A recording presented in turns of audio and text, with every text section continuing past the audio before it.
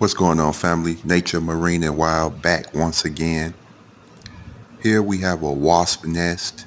For whatever reason, wasps get a bad rep, but they're actually very, very beneficial to the ecosystem by controlling pests like flies that control the population.